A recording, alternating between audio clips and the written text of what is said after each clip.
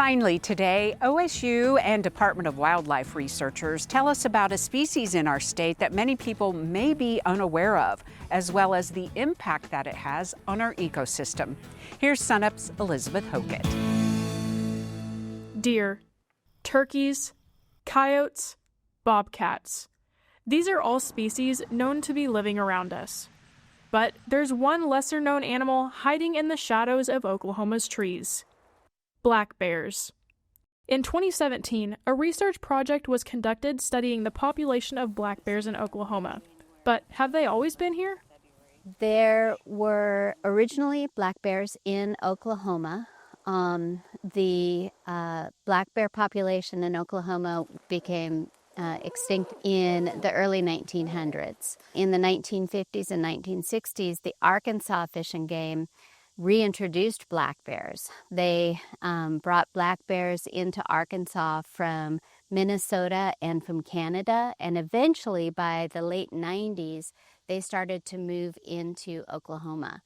Today we have 3 recognized populations of bears in Oklahoma. We have a handful of bears utilizing the Black Mesa region of Cimarron County and the Panhandle. Then we have 2 different populations in eastern Oklahoma. Those 2 eastern populations are referred to as the Ozarks and the Ouachita bears. Oklahoma's bear population has been studied for more than 2 decades, and researchers, Oklahoma State University Assistant Professor Sue Fairbanks and Oklahoma Department of Wildlife Conservation Senior Biologist Matt Hensley, say they're seeing some interesting changes.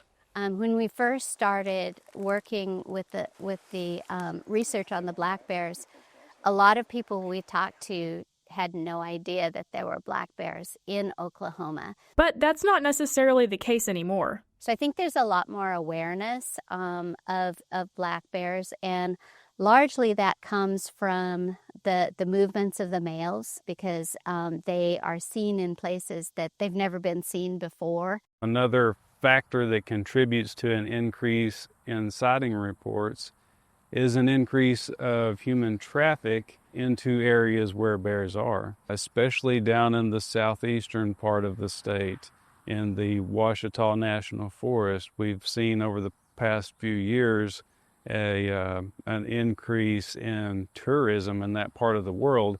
With more people comes more trash and food and attractants of that nature that also generate more sightings. So if we're seeing more bears, should we be concerned? 2 things to keep in mind when managing bear populations are the ecological carrying capacity, which is, basically how many bears the landscape can support, and also the social carrying capacity, which is how many bears people are comfortable with living on the landscape. It looks like there is, at least from our human dimension study, interest in the public for having black bear populations and having more black bears than what they perceived were on the landscape. Bears are really great for ecosystems, and they're often referred to as indicators of good habitat. They also scavenge carcasses on the landscape and bust up old fallen trees and logs on the forest floor, which those things help to clean up the landscape and return nutrients to the soil. So far, our black bears are pretty fearful of humans. That being said, again, you do not want to approach them, and especially dangerous would be a female that has cubs. If you have a bear that's not going away, you want to be as big as possible. You want to make lots and lots of noise. You want to let that bear know that you are a human. You can go to our Oklahoma Department of Wildlife website and check out our Bear Basics page there.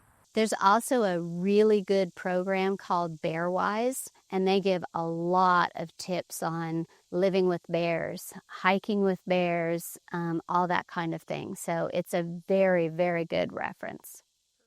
You may not see a bear every day, but the Department of Wildlife still recommends you stay aware and keep your distance so you can enjoy them for years to come. Again, from a safe distance. For SUNUP, I'm Elizabeth Hockett.